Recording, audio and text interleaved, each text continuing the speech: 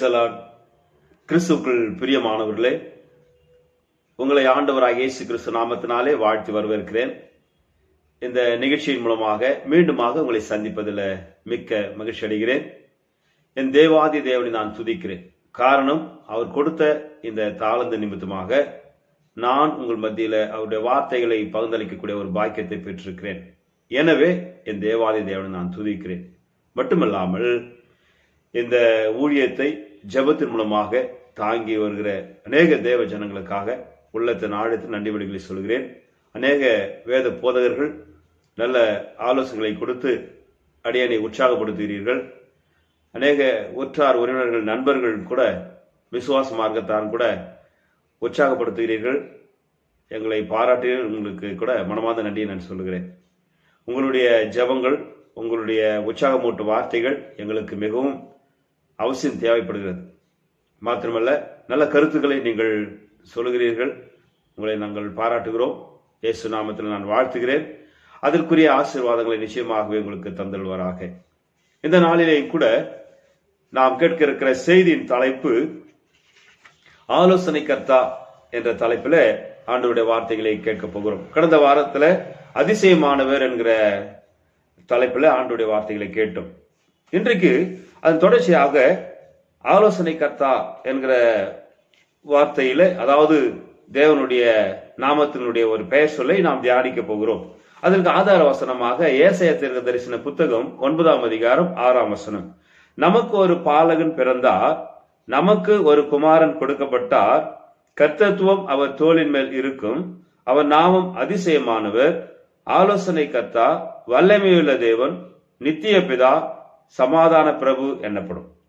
இங்கு அவருடைய நாமங்களை பற்றி நாம் வாசிக்கிறோம். அதில் 2வது பெயர் சொல் ஆலோசனை கர்த்தா என்று இடம்பெற்றிருக்கிறதை நாம் பார்க்கிறோம். எனவே இன்றைக்கு அதை மையமாக கொண்டுதான் இன்றைக்கு ஆண்டவருடைய வார்த்தைகளை கேட்க போகிறோம். நாம் ஆராதிக்கிற தேவன் அவர் நல்ல ஆலோசனை கர்த்தாவாக இருக்கிறார். அதாவது நல்ல ஒரு ஆலோசகராக, கவுன்சிலராக இருக்கிறார். இன்றைக்கு ஒரு மனிதனுடைய வாழ்க்கையில ஆசீர்வாதங்கள் வேண்டும் என்றார், ஒரு மனிதனுடைய வாழ்க்கையில எந்த ஒரு காரியமும் சக்சஸ்ஃபுல்லாக நடக்க வேண்டும் என்று சொன்னால் ஆலோசனைகள் மிகவும் அவசியம். அந்த ஆலோசனை எப்படிப்பட்டதா இருக்க வேண்டும் என்று சொல்லி பார்ப்போமானால், கர்த்தரிடத்திலிருந்து பிறப்பிக்கப்படுகிற ஒரு காரியமா இருக்க வேண்டும். கர்த்தர் தருகிற ஒரு ஆலோசனையா இருக்குமானால் நிச்சயமாகவே அந்த ஆலோசனை நமக்கு நன்மையாகவே முடியும். அதில் எவ்விதமான சந்தேகம் இல்லை.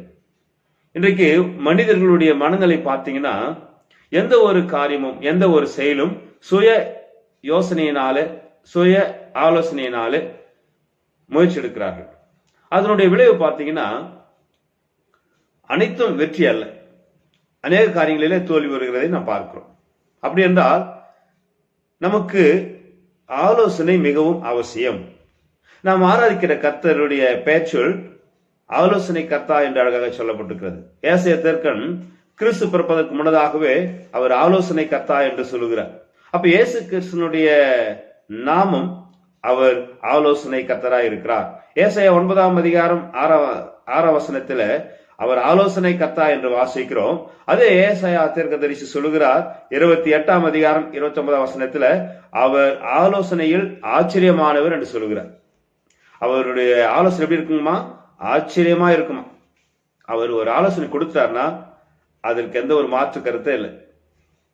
அதாவது வியப்புக்குரிய ஒரு காரியம், ஆச்சரியமான ஒரு காரியம், அது இதுவரைக்கும் கேட்டிராத ஒரு நல்ல ஆலோசனை. எனவேதான் இங்கே ஏசாயா தீர்க்கன் சொல்கிறான் அவர் ஆலோசனையில் ஆச்சரியமானவர் என்று. அப்படி என்றால் இந்த ஆலோசனை கர்த்தா எந்தெந்த நிலைகளிலே மனிதனுடைய வாழ்க்கையில செயலாற்றுகிறார் என்று சொல்லி நாம் பார்க்க போகிறோம். முதலாவதாக பார்க்கும் பொழுது சங்கீதங்களின் புஸ்தகம் 139ஆம் சங்கீதம் 17ஆம் வசனத்துல அவர் ஆலோசனைகள் அருமையானவைகள் என்று சங்கீதக்காரன் சொல்கிறார். நான் வாசிக்கிறேன், தேவனே உமது ஆலோசனைகள் எனக்கு எத்தனை அருமையானவைகள், அவைகளின் தொகை எவ்வளவு அதிகம். மறுபடியும் வாசிக்கிறான் அந்த வசனம், தேவனே உமது ஆலோசனைகள் எத்தனை, எனக்கு எத்தனை அருமையானவைகள் என்று சொல்லுகிறார். அப்போ ஆண்டவருடைய ஆலோசனை அருமையானவைகளாக இருக்கிறது. இன்றைக்கு மனிதனுடைய ஆலோசனை பார்த்தீங்கன்னா ஒரு சிலது நல்லதாக இருக்கும், ஆனால் அநேக காரியங்கள் பார்த்தீங்கன்னா ஆபத்துக்குரியதாக இருக்கும். ஆனால் நம்முடைய தேவனாகிய கர்த்தருடைய ஆலோசனைகள் அருமையானவைகள் என்று சங்கீதக்காரன் சொல்கிறார். ஏசாயா தீர்க்கதரிசன புத்தகம் 25ஆம் அதிகாரம் 1 வசனத்துல, கர்த்தாவே நீரே என் தேவன், உமது பூர்வ ஆலோசனைகள் சத்தியமும் உறுதியுமானவைகள் என்று எழுதப்பட்டிருக்கிறது. அதாவது இரண்டாவதாக அவர் ஆலோசனைகள் சத்தியமானவைகள் என்று ஏசாயா தீர்க்கதரிசனம் சொல்கிறார். அவர் சொல்ற ஆலோசனை எப்படிப்பட்டதாங்களா? சத்தியமான, அதாவது உண்மையானவைகள். ஏதோ பேருக்காக மேலோட்டத்துக்காக அல்ல, உள்ள ஒன்று வைத்துக்கிட்டு வெளியே ஒரு ஆலோசனை கொடுக்கிறது அல்ல. அவருடைய ஆலோசனை சத்தியமானவைகள், உண்மையானவைகள். அதனால்தான் யோவான் என்ன சுவிசேஷம் 14ஆம் அதிகாரம் 6ஆம் வசனத்தில் வாசிக்கிறோம். இயேசு சொல்கிறார், நானே வழியும் சத்தியமும் ஜீவனமாய் இருக்கிறேன் என்று சொல்கிறார். அப்ப இயேசுவே வழி, இயேசுவே சத்தியமா இருக்கிறார். அந்த சத்தியபரனாகிய கிறிஸ்து அவருடைய ஆலோசனை எப்படிப்பட்டதா இருக்குங்களா? சத்தியமானவைகள் என்று ஏசாயா சொல்கிறார். அப்போ ஆண்டவர் தருகிற ஆலோசனை அது சத்தியமானவைகள். முதலாவது பார்த்தோம், கர்த்தருடைய ஆலோசனைகள் அருமையானவைகள் என்று. இரண்டாவதாக பார்க்கும்பொழுது அவருடைய ஆலோசனைகள் சத்தியமானவைகள் என்று ஏசாயா சொல்கிறார். மூன்றாவதாக சங்கீதக்காரன் கூட 33ஆம் சங்கீதம் 11ஆம் வசனத்துல வாசிக்கும் பொழுது அவர் ஆலோசனைகள் நித்தியமானவைகள் என்று சொல்லுகிறார். கர்த்தருடைய ஆலோசனை நித்திய காலமாகவும் அவருடைய இருதயத்தின் நினைவுகள் தலைமுறை தலைமுறையாகவும் நிற்கும் என்று சொல்லப்படுகிறது. கர்த்தருடைய ஆலோசனை நித்திய காலமாகும் என்று. அவருடைய பொருள் என்ன? கர்த்தர் தருகிற ஆலோசனை நித்தியமானதாய் இருக்கிறது. ஏதோ இன்றைக்கு மாத்திரம் ஆலோசனை கொடுத்துட்டு அதை விட்டுருவார்ல, நித்திய காலமாகவே அவர் நம்மோடு கூட இருந்து நமக்கு நல்ல ஆலோசனை கர்த்தாவாக இருந்து நமக்கு நிரந்தரமான நித்தியமான ஆலோசனைகளை அவர் தருகிறவராக இருக்கிறார். அதாவது அவர் கொடுக்கிற ஆலோசனை இம்மைக்கு மாத்திரமல்ல, பரத்துக்கும் நம்மை அழைத்து செல்லக்கூடியதாக இருக்கிறது. பரலோகத்திலும் கொண்டு போய் சேர்க்கிற அளவுக்கு தேவன் நமக்கு நல்ல ஒரு வழிகாட்டியாக, நல்ல ஒரு ஆலோசனை கர்த்தராக இருந்து அவர் நமக்கு ஆலோசனைகளை அவ்வப்பொழுது தந்து கொண்டே வருகிறார். எனவே அந்த ஆலோசனை கர்த்தரை நாம் உறுதியாய் பற்றி கொள்ளும் பொழுது அவருடைய ஆலோசனை நித்தியமானவர்கள் என்று வாசித்த வண்ணமாகவே அவருடைய ஆலோசனை நித்தியமாய் இருக்கிறபடினால தொடர்ந்து அந்த நித்திய ராஜ்யத்துக்குள் கொண்டு போய் சேர்க்க மட்டும் அவருடைய ஆலோசனையின்படி நாம் நடப்போமானால் நிச்சயமாகவே அவர் நமக்கு நித்திய காலமாக நமக்கு நல்ல ஆலோசனைகளை தந்து நாம் எப்படி நடக்க வேண்டும், எப்படி நடக்கக்கூடாது, என்ன செய்ய வேண்டும், என்ன செய்யக்கூடாது, என்ன யோசிக்க வேண்டும், என்ன யோசிக்க கூடாது, எல்லா காரியத்தையுமே அவர் அதன் காலத்தில் நேர்த்தி செய்கிற ஆண்டவர் நிச்சயமாய் நமக்கு நல்ல ஆலோசனைகளை கொடுத்து தொடர்ந்து நம்மை வழிநடத்துவாராக. மாத்திரமல்ல, தொடர்ந்து பார்க்கலாம். சங்கீதம் 32ஆம் சங்கீதம் 8ஆம் வசனத்துல இது எல்லாருக்கும் மனப்பாடமாக விசுவாசமா இருந்த நமக்கும் போதவர்களுக்கு நன்றாக தெரிந்த ஒரு வசனம் தான். ஆனாலும் ஆவியானவர் நினைவுபடுத்துகிறார், நான் உனக்கு போதித்து நீ நடக்க வேண்டிய வழியை உனக்கு காட்டுவேன், உன்மேல் என் கண்ணை வைத்து உனக்கு ஆலோசனை சொல்லுவேன். அப்போ இது கர்த்தர் நம்மை பார்த்து சொல்கிறது போல் இருக்கிறது. அதாவது சங்கீதக்காரன் எழுதுகிறார், நான் உனக்கு போதித்து நீ நடக்க வேண்டிய வழியை உனக்கு காட்டுவேன், உன்மேல் என் கண்ணை வைத்து உனக்கு ஆலோசனை சொல்லுவேன். அப்ப ஆண்டவர் நம்மை வழி நடத்துகிறார், வழிகாட்டியா இருக்கிறார். மாத்திரமல்ல, நமக்கு என்ன செய்யறாங்களா, அவர் ஆலோசனை சொல்லுகிற கர்த்தராய் இருக்கிறார். அப்படி என்றால் இன்றைக்கு நம்மளுடைய குடும்ப வாழ்க்கையை சற்று சிந்தித்து பாருங்க. ஒரு ஊழியத்துல, குடும்ப வாழ்க்கையில, ஒரு கம்பெனியில பணிபுரிகிறவர்களா இருக்கலாம், அல்லது அரசு மற்றும் அரசு சாரா துறைகளில் பணி செய்கிறவர்களாக, எந்த துறையில் பணியாற்றினாலும் சரி, இந்த காரியங்களில நாம் கண்ணு கருத்துமாக இருந்து ஆண்டவருடைய ஆலோசனைப்படி நடக்கும் பொழுது அந்த காரியங்களில ஆண்டவர் நமக்கு வெற்றி சூடுகிறவராக இருக்கிறார்.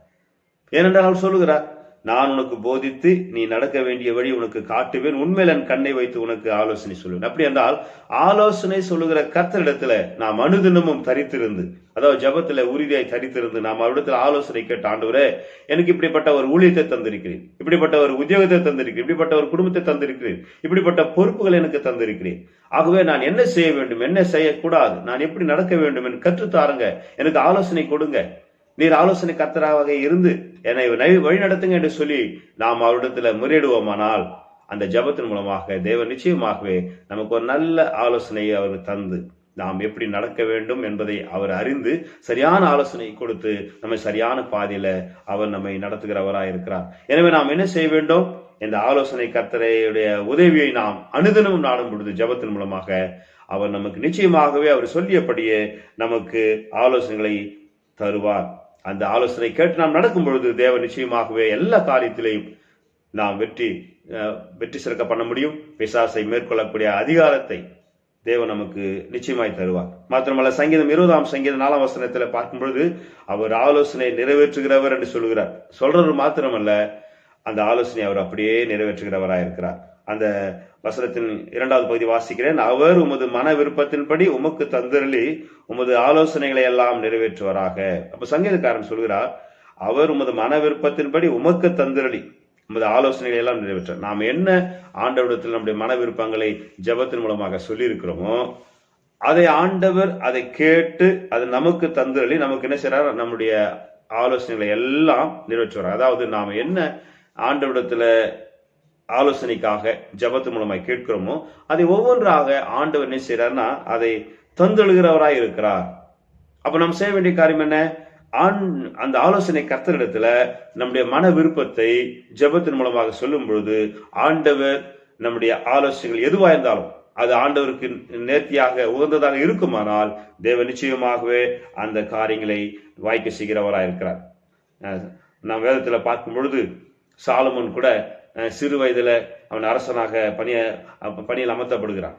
அப்பொழுது ஆண்டவரிடத்தில் அவன் கேட்டுக்கொண்ட ஒரு காரியம், ஆண்டவரே, நான் சிறு பிள்ளையா இருக்கிறேன், போக்குவரவு அறியாத ஒரு சிறுவனாய் இருக்கிறேன், எனக்கு ஞானமுள்ள இருதயத்தை எனக்கு தந்துள்ளும் என்று சொல்லி அவன் வேண்டிக் கொள்கிறான்.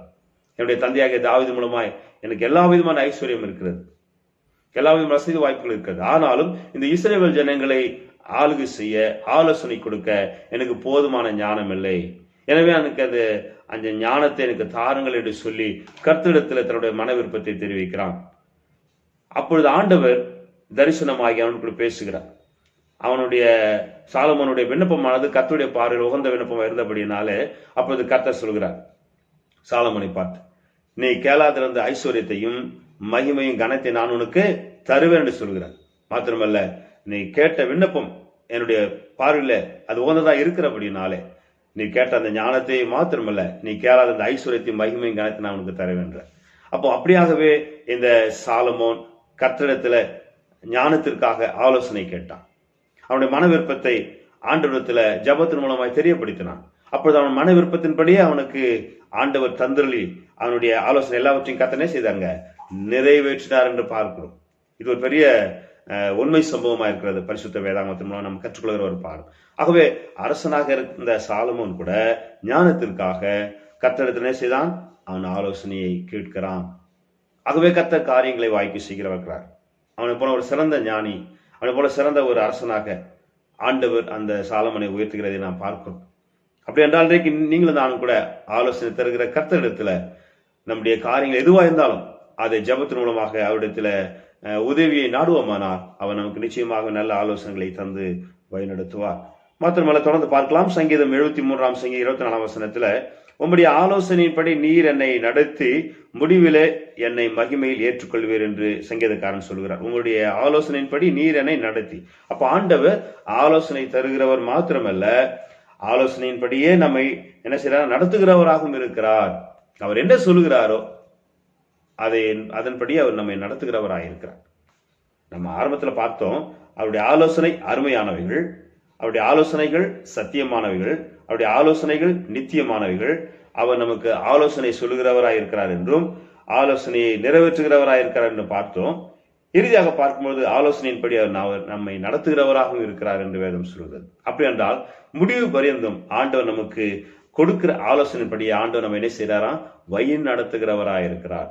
அப்படி என்றால் இன்றைக்கு நாம் சிந்திக்க வேண்டிய ஒரு அருமையான காரியம் என்ன தெரியுங்களா, ஆலோசனை கர்த்தரிடத்துல நம்மளுடைய காரியங்கள் எதுவா இருந்தாலும் நாம் ஆலோசனை அவரிடத்துல கேட்க வேண்டும். ஏன் ஆலோசனை கேட்க வேண்டும்? அது மிகவும் உகந்தது.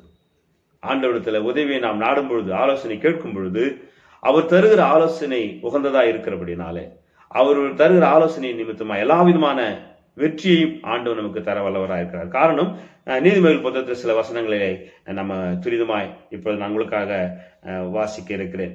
அதுல ஆலோசனை எவ்வளவு முக்கியமானது என்று சொல்லப்படுகிறது. நீதிமொழிகள் 11 அதிகாரம் 14 வசனத்துல, ஆலோசனை இல்லாத இடத்தில் ஜனங்கள் விழுந்து போவார்கள், அநேக ஆலோசனைக்காரர் உண்டானால் சுகம் உண்டாகும். இங்கு ஆலோசனை இல்லாத இடத்தில் ஜனங்கள் விழுந்து போவார்கள் என்று சாலமன் ராஜா, அதாவது ஞானத்தை பெற்றுக்கொண்ட சாலமன் ராஜா சொல்கிறார், ஆலோசனை இல்லாத இடத்தில் ஜனங்கள் விழுந்து போவார்கள். அப்போ ஆலோசனை ஒரு மனிதனுடைய வாழ்க்கையில மிக மிக மிக முக்கியமா இருக்கிறது.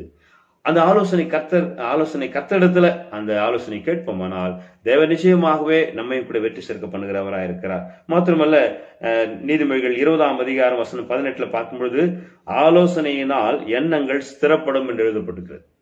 அப்ப கர்த்தருடைய ஆலோசனை அவர் நம்முடைய எண்ணங்கள் என்ன பண்ணுதுங்களாம், ஸ்திரப்படும் என்று சொல்லப்படுது. அதாவது உறுதியாக்கப்படும். நாம் எதை நம்முடைய எண்ணங்கள் எதுவாக இருந்தாலும் சரி, அந்த எண்ணங்கள் உறுதியாக்கப்பட வேண்டுமானால், அந்த எண்ணம் ஸ்திரப்பட வேண்டும் என்று சொன்னால், அந்த எண்ணம் நிறைவேற வேண்டும் என்று சொன்னால், நாம் ஆலோசனை கர்த்தரிடத்துல நாம் என்ன செய்ய வேண்டும், ஆலோசனைகளை கேட்க வேண்டும் என்பதுதான் இந்த வசனத்தினுடைய பொருளாக இருக்கிறது. நீதிமொழிகள் 24ஆம் அதிகாரம் 6ஆம் வசனத்துல ஆலோசனைக்காரர் அநேகரால் ஜெயம் கிடைக்கும் என்று சொல்லப்படுகிறது. ஆலோசனைக்காரர்கள் அதிகமாக இருந்தால் நிச்சயமாகவே ஜெயம் என்று சொல்லப்படுகிற வெற்றி நமக்கு உண்டு. ஆலோசனை இல்லாமல் இருந்தால் ஆரம்பத்தில் பார்த்தோம், ஜனங்கள் விழுது போவார்கள் என்று பார்த்தோம். இங்கு ஆலோசனையினால் அநேக ஜெயம் கிடைக்கும். அப்ப அநேக ஆலோசனைக்காரர்கள் இருந்தார்களானால் அநேகருக்கு வெற்றி உண்டு. அப்படி என்றால் இன்னைக்கு எந்த ஒரு துறையாக இருந்தாலும் சரி, ஆலோசனை ரொம்ப முக்கியம். அந்த குறிப்பாக அந்த ஆலோசனை கூட கர்த்தரை சார்ந்து கர்த்தருடைய உதவி நாடி அந்த ஆலோசனை கர்த்தரிடத்துல நாம் ஆலோசனை கேட்போமானால் அந்த ஆலோசனை சத்தியமானது, அந்த ஆலோசனை அருமையானது, அந்த ஆலோசனை நித்தியமானது. மாத்திரமல்ல, அந்த ஆலோசனை நமக்கு மிகவும் பயனளிக்கக்கூடியதாக இருக்கும். எனவே அந்த ஆலோசனையை தருகிற கர்த்தரை நோக்கி நாம் என்ன செய்ய வேண்டும், ஆலோசனை கேட்க வேண்டும். நீதிமொழிகள் 13ஆம் அதிகாரம் வசனம் 10 பார்க்கும் பொழுது ஆலோசனை கேட்கிறவரிடத்தில் ஞானம் உண்டு என்று எழுதப்பட்டிருக்கிறது. நம்ம ஏன் ஆலோசனை ஒருத்தரிடத்துல கேட்கிறோம்னா, அவங்க ஞானிகள். அதாவது சாலமோனை கூட பாத்தீங்கன்னா, அவன் சிறு வயதுள்ள மனுஷன் தான். ஆனா கர்த்தர் அவனுக்கு ஞானத்தை தந்ததை அறிந்து அந்த இஸ்ரவேல் ஜனங்கள் எல்லாம் திரளான ஜனங்கள் வந்து சாலமோனுடைய ஞானத்தை கேட்பதற்காக தேடி வந்தாள் என்று வாசிக்கிறோம். அதான் இங்க பார்க்கிறோம், ஆலோசனை கேட்கிற இடத்தில் ஞானம் உண்டு. அப்ப வித்தியாசமான ஒரு அனுபவம். அதாவது நம்ம நாலாம் புத்தகத்துல வாசிக்கிறோம், 2 பெண்கள் ஒரே நேரத்தில் குழந்தை பிறக்கிறாங்க. 2 மகன்கள், ஆளுக்கு ஒரு மகன் பிறக்கிறாங்க. 3 நாட்களுக்கு பிறகு ஒரே குடிசையில தங்கியிருக்கிறாங்க. அப்படி தங்கியிருக்கிற சமயத்துல இரவு நேரத்துல ஒரு ஸ்திரியானவள் புரண்டு படுத்தபடியினால் அவளுடைய குழந்தை மரித்து போகிறார். நடு ராத்திரியில இருந்து பார்க்கும்போது அவளுடைய குழந்தை மரித்து போன நிலையில் இருக்கிறது. அடுத்த ஸ்திரியினுடைய குழந்தை உயிரோடு இருக்கிறது. அவளுக்கு தெரியாமல் இந்த ஸ்திரீனை செய்ய அந்த குழந்தை எடுத்து தன் மார்பில வைத்துக் கொண்டு செத்து போன தன்னுடைய மகனை அவளுடைய அதாவது மார்பில கிடைத்து விடுகிறார். பொழுது விழுந்து அந்த ஸ்திரீ எழுந்து தன்னுடைய குழந்தைக்கு பால் கொடுக்க பார்த்த பொழுது அந்த பிள்ளையோ மரித்த நிலையில் இருக்கிறது. நல்ல வெளிச்சம் வந்த பிறகு பார்க்கும்பொழுது மரித்த குழந்தை என்னது அல்ல, உயிரோடு இருக்கிற பிள்ளை என்னதான் என்று சொல்லி இருவருக்கும் அங்கு கருத்து வேறுபாடுகள் வருகிறது. அப்போது இந்த பிரச்சனையை சாலமன் ராஜாவிடத்தில் கொண்டு வருகிறார்கள். மாறி மாறி தங்களுடைய பிரச்சனைகளை சொல்கிறார்கள். அப்படி இறுதியாக இந்த சொல்லிக் கொள்கிற அந்த காரியங்களை பார்க்கும் பொழுது, அப்போ சாலமோன் தேவனிடத்துல ஞானத்தை பெற்றவனா இருந்தபடினால், தேவனிடத்தில் ஆலோசனை பெற்றவனா இருந்தபடினால, அப்ப சாலமோன் ஒரு யோசனை சொல்கிறார். ஏனென்றால் கர்த்தரிடத்துல ஆலோசனை பெற்றவன் அல்லவா. அப்போது அங்கு வேலைக்காரனை அழைக்கிறார், ஒரு பட்டயத்தை எடுத்துக்கொண்டு வாருங்கள், இந்த உயிரோடு இருக்கிற பிள்ளையை 2ஆக பிளந்து ஆளுக்கு பாதி கொடுத்து விடுங்கள் என்று சொன்னப்படும் போது, தன்னுடைய குழந்தை மரித்து போன அந்த ஸ்திரீ உடனே சொல்கிறார், ஐயா நீங்க சொல்றது கரெக்டு தான், அந்த குழந்தையை பிளந்து போடுங்கள், ஆளுக்கு பாதி கொடுங்க என்று சொல்லி அந்தமா சொல்லுகிறார். உடனே இன்னொரு தன்னுடைய மகன் உயிரோடு இருக்கிற அந்த தாய் சொல்கிறார், ஐயா அந்த குழந்தையை நீங்க பிளந்து போட வேண்டாம் என்றால் அவளுடைய குடல் துடித்தபடியினாலே இரத்த சம்பந்தமான உறவு அங்கு வெளிப்படுகிறதை பார்க்கிறோம். அந்த குழந்தையை நீங்க கொள்ளாதீங்க, 2ஆ பிளந்து போடாதீங்க, நீங்க இந்த குழந்தைய அவளிடத்துல கொடுத்துருங்க என்று சொல்லி அவள் சொல்லுகிறதை பார்க்கிறோம். அப்பொழுது அந்த அரசனாகிய சாலமோன் இந்த உயிரோடு இருக்கிற குழந்தை அவளிடத்தில் கொடுத்து விடுங்கள் என்று சொல்கிறார். இந்த ஆலோசனை, இந்த தீர்ப்பை பார்த்த ஜனங்கள் ஆச்சரியப்பட்டார்கள். 2வது சாலமோனுக்காக பயந்தார்கள். ஏனென்றால் இப்படிப்பட்ட ஞானத்தை இந்த இளம் வயதில இந்த சாலமோனுக்கு எப்படி கிடைத்தது என்று சொல்லி ஆச்சரியப்படுகிறார்கள். ஆனால் இந்த அதிகாரத்துக்கு முதல் அதிகாரத்தில் பார்க்கும்பொழுதுதான் நாம் ஏற்கனவே தியானித்தோம், அப்ப கர்த்தரிடத்தில் இந்த ஆலோசனை இந்த சாலமோன் கேட்டபடினாலே ஆண்டவர் அவன் கேளாதிருந்த ஐஸ்வர்யத்தையும் மகிமையும் கனத்தையும் ஆண்டவர் கொடுத்தார். அதுக்கு முந்தின ராஜாவும் சரி, இதுக்கு பின்பாக ராஜாவும் தோன்றுவதும் இல்லை என்று சொல்கிறார். அப்பேற்பட்ட ஞான வரங்களை ஆண்டவர் இந்த சாலமோனுக்கு அருளினார். அந்த ஆலோசனை கர்த்தர் இன்றைக்கும் அப்படியாகவே ஒவ்வொரு மனிதனுடைய வாழ்க்கையிலும் ஆலோசனை தருகிறவராய் இருக்கிறார். நீதிமொழிகள் 12ஆம் அதிகாரம் 15ஆம் வசனத்தை பார்க்கும்பொழுது ஆலோசனைக்கு செவி கொடுக்கிறவன் ஞானம் உள்ளவன் சொல்லப்படுகிறது. அப்ப கர்த்தரிடத்தில் இருந்த சாலமோன் ஞானத்தை பெற்றுக்கொள்வதற்காக கர்த்தரிடத்துல உதவியை நாடினான், கர்த்தரிடத்துல ஆலோசனை கேட்டான். எனவே கர்த்தனை செய்தார், அவனுக்கு சிறந்த ஞானத்தை கொடுத்தார். 3000 நீதிமைகளும் 1005 பாடங்களையும் பாடக்கூடிய அளவுக்கு ஞானத்தை அவன் பெற்றுக்கொண்டான். மாத்திரமல்ல, வருகிற எல்லா ஜனங்களுக்கும் சரியான ஆலோசனை கொடுக்கிற ஒரு சிறந்த அரசனாக சாலமோனை கர்த்தர் பயன்படுத்தினார். அப்படி என்றால் வேதத்துல வாசிக்கிற கர்த்தருக்கு பயப்படுதலே ஞானத்தின் ஆர்வம் என்று வாசிக்கிறோம். அப்ப ஆண்டவர் நமக்கு ஞானத்தை கொடுக்கிறார். ஆண்டவர் நமக்கு நல்ல ஆலோசனை கர்த்தராக இருக்கிறார். எனவே அந்த ஆலோசனை கர்த்தரிடத்துல நம்மளுடைய குறைகளை சொல்லும் பொழுது ஆண்டவர் நிறைவை தருகிறவராக இருக்கிறார். நிறைவானது வரும்போது குறைவானது ஒழிந்து போம் என்று சொல்லி 1 கொரிந்தியர் 13ஆம் அதிகாரம் 10ஆம் வசனத்தில் வாசிக்கிறோமே. அவனமாக நாம் ஆராதிக்கிற தேவன் அவர் ஆலோசனை கர்த்தராக இருக்கிறார். இந்த டிசம்பர் மாதத்துல கிறிஸ்துமஸ் தினத்தை கொண்டாடும்படியாய் ஆயத்தமாகிக் கொண்டிருக்கிற அருமையான தேவஜனமே, நமக்கு ஆண்டவர் தருகிற ஒரு அருமையான வார்த்தை, நாம் ஆராதிக்கிற தேவன் அவர் நல்ல ஆலோசனை கர்த்தாவாக இருக்கிறார். அந்த ஆலோசனை கர்த்தர் இயேசு எனும் நாமத்திலே அவர் பிறந்திருக்கிறார், இந்த உலகத்திலே வந்திருக்கிறார், வாழ்ந்தார், மரித்தார், அடக்கம் பண்ணினார்கள், 3ஆம் நாளில் உயிர் தேர்ந்தார், 40 நாட்கள் தரிசனமானார், பிறகு பரத்துக்கு சென்றார். மீண்டுமாய் அவர் என்ன செய்ய போகிறார்? இந்த பூலோகத்திற்கு வரப்போகிறார், நீதியுள்ள நியாயாதிபதியாய் வரப்போகிறார். அந்த ஆண்டவருடைய நாமமே ஆலோசனை கர்த்தா என்று சொல்லப்படுகிறது. அந்த நாமத்தினுடைய பெயர், அவர் நமக்கு நல்ல ஆலோசகராய் இருக்கிறார். அப்படி என்றால் இன்றைக்கு நம்முடைய குடும்பங்கள் எக்காரியத்திலையும் வெற்றி சேர்க்க வேண்டுமானால், நம்முடைய ஊழியங்கள் வளர்ச்சி அடைய வேண்டும் என்று சொன்னால், நம்முடைய பணிகள் சிறக்க வேண்டுமானால், நம்மளுடைய தொழில் ரீதியாக, வியாபார ரீதியாக, கல்வி ரீதியாக எந்த ஒரு காரியமாக இருந்தாலும் சரி, எல்லா காரியத்திலையும் வெற்றி நமக்கு கிடைக்க வேண்டும் என்று சொன்னால் நாம் செய்ய வேண்டிய ஒரே ஒரு காரியம், இந்த ஆலோசனை கர்த்தரிடத்துல நாம் ஆலோசனை கேட்க வேண்டும்.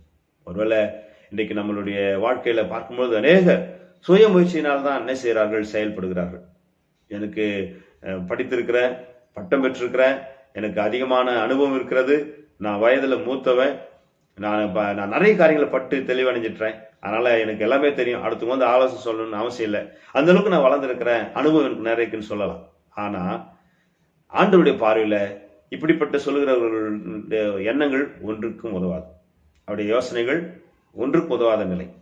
அப்படி என்றால் நீங்கள் உங்களை என்னை நாம் சற்று சிந்தித்து பார்க்க வேண்டும்.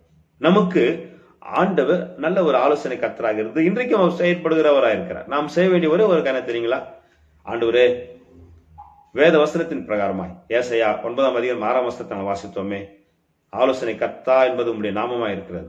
ஆகவே உம்மிடத்துல நாங்கள் ஆலோசனை கேட்க வந்திருக்கிறோம். எங்கள் குடும்பத்தை ஆசீர்வதிங்க, எங்கள் தொழில் ரீதியில ஆசீர்வாதத்தை தாருங்க, எங்களுடைய திருச்சபை ஊழியத்தில ஆசீர்வாதத்தை தாருங்க, நாங்கள் செயல்படுகிற காரியங்களை எல்லாவற்றையும் வாங்கி செய்யுங்க என்று சொல்லி, நீர் ஒருவர் மாத்திரமே எங்களுக்கு போதுமானவர், நீரே எங்களுக்கு ஆலோசனையில் ஆச்சரியமானவர், உம்முடைய ஆலோசனைகள் அருமையானவைகள், உம்முடைய ஆலோசனைகள் சத்தியமானவைகள், உம்முடைய ஆலோசனைகள் நித்தியமானவைகள், உம்முடைய ஆலோசனைகளை நீர் எங்களுக்கு தருகிறீர், தருகிறவர் மாத்திரமல்ல அதை நிறைவேற்றுகிறீர், நிறைவேற்றுகிறவர் மாத்திரமல்ல அதன்படியே எங்களுக்கு சொல்லி தந்து எங்களை நடத்துகிறவராக இருக்கு என்பதை நாங்கள் இந்த வசனமா அறிந்திருக்கிறோம் ஆண்டவரே. எனவே எங்களை வேத வெளிச்சத்தின்படி நடத்தி எங்களுக்கு அனுதினமும் நாங்கள் எப்படி வாழ வேண்டும், எப்படி ஜீவனம் பண்ண வேண்டும், எப்படி இந்த காரியத்தை செய்ய வேண்டும் என்று சொல்லி கற்றுத்தாருங்கள் என்று சொல்லி நாம் ஆண்டவரிடத்துல உதவியை நாடுவோமானால் அந்த தேவனாகிய கர்த்தர் நிச்சயமாகவே அந்த ஆலோசனை தருகிற கர்த்தர் நமக்கு நல்ல ஆலோசனைகளை தந்து தொடர்ந்து நம்மை சரியான பாதையில் நடத்துவாராக. அப்பேற்பட்ட நல்ல ஒரு சிந்தனையோடு கூட இப்பொழுது ஆண்டவருக்கு நாம் ஜெபிக்கலாமா? உண்மையாகவே அந்த ஆலோசனை கர்த்தரை ஆராதிக்கிற நீங்களும் நானும் அவரை அறிந்திருக்கிறோம், அவரை ஆராதிக்கிறோம், மற்றவர்களுக்கு நாம் அவரை குறித்து செய்ய வேண்டும், அறிவிக்க வேண்டும். காரணம், அவர் ஆலோசனையில் சிறந்தவராயிருக்கிறார், அவர் ஆலோசனையில் ஆச்சரியமானவர் என்று சொல்லி வாசித்தோமே. அப்படி என்றால் இன்றைக்கு அதே ஆண்டவர் நம்மோடு கூட அவர் வாசம் செய்கிறவராக இருக்கிறார், நம்மோடு கூட இருக்கிற இம்மானுவேலராக இருக்கிறார். எனவே அந்த இம்மானுவேலராகிய கிறிஸ்துவிடத்துல நம்மை நாமே தாழ்த்தி ஒப்புக்கொடுப்போம். அனுதினமும் அவரிடத்துல ஆலோசனைகளுக்காக உதவி நாடுவோம். தேவன் நமது மன விருப்பத்தின்படியே நமக்கு தந்திரளி நமது ஆலோசனை எல்லாவற்றையும் நிறைவேற்றுகிற கர்த்தரை நோக்கி நாம் மன்றாடுவோமா? ஜெபிப்போம். நல்ல பிதாவே, இந்த அருமையான நேரத்திற்காகவே நன்றியோடு கூட துதிக்கிறோம், ஸ்தோத்திரிக்கிறோம். நீர் ஆலோசனைகளில் ஆச்சரியமானவர், நீர் ஆலோசனைகளில் நித்தியமானவர், அருமையானவைகள் என்று நாங்கள் அநேக காரியங்களிலே உங்களுடைய ஆலோசனை எப்படிப்பட்டதா இருக்கிறது என்று சொல்லி வசன ஆதாரத்தோடு கூட நாங்கள் தியானித்தோம் ராஜா. அதற்காக நன்றி செலுத்துகிறோம். இப்பொழுதும் கூட எங்கள் குடும்பங்களிலே ஆண்டவரே சில குறைபாடுகள் இருக்கிறது. அநேக காரியங்களிலே நாங்கள் ஜெபித்தோம், சில காரியங்கள் அதற்குரிய பதில் கிடைத்திருக்கிறது, சில காரியங்களுக்கு இன்றைக்கும் பதில் கிடைக்கவில்லை. அதற்கு காரணம் சுய முயற்சி என்று இன்றைக்கு நாங்கள் சிந்திக்கிற அளவுக்கு உடைய வசனங்கள் வார்த்தைகளை கேட்டிருக்கிறோம் ராஜா. இனி எந்த ஒரு காரியமாக கூட நாங்கள் ஆண்டவரே சுயமாய் யோசிக்காமல் உம்மிடத்துல ஆலோசனைகளை கேட்கவும் உம்முடைய ஆலோசனைப்படி நடக்கவும் எங்களுக்கு உதவி செய்வீராக. உம்முடைய ஆலோசனையே எங்களுக்கு சிறந்ததா இருக்கிறபடினாலே உம்முடைய ஆலோசனைகள் அனைத்தும் நீர் நித்திய காலமாக எங்களுக்கு வழங்குகிற கர்த்தரா இருக்கிறபடினாலே உமக்கு நன்றி சொல்கிறோம் ராஜா. எங்களை தாழ்த்துகிறோம், எங்களை வெறுமையாக கரத்தில் ஒப்பு கொடுக்கிறோம் ராஜா. இந்த வார்த்தைகளை கேட்டுப்பொழுது ஜெபித்துக் கொண்டிருக்கிற தேவ ஜனங்கள் ஒவ்வொருக்காக ஸ்தோத்திரம் ராஜா. இனி ஒருபோதும் எங்களுடைய படிப்போ பதவியோ அறிவு அந்தஸ்து குறித்து பெருமை பாராட்டாமல் ஆலோசனை கொடுக்கிற கர்த்தராகி உம்மிடத்துல அனுதினம் மண்டிட்டு மன்றாடவும், உம்மிடத்தில் ஆலோசனைகளை கேட்கவும், நீர் தருகிற ஆலோசனைப்படி நடக்கவும் எங்களை கரம் பிடித்து நடத்த முடியாது வைக்கிறோம். எல்லா தீங்கிற்கு விளக்கங்களை பாதுகாத்துக் கொள்ளும்.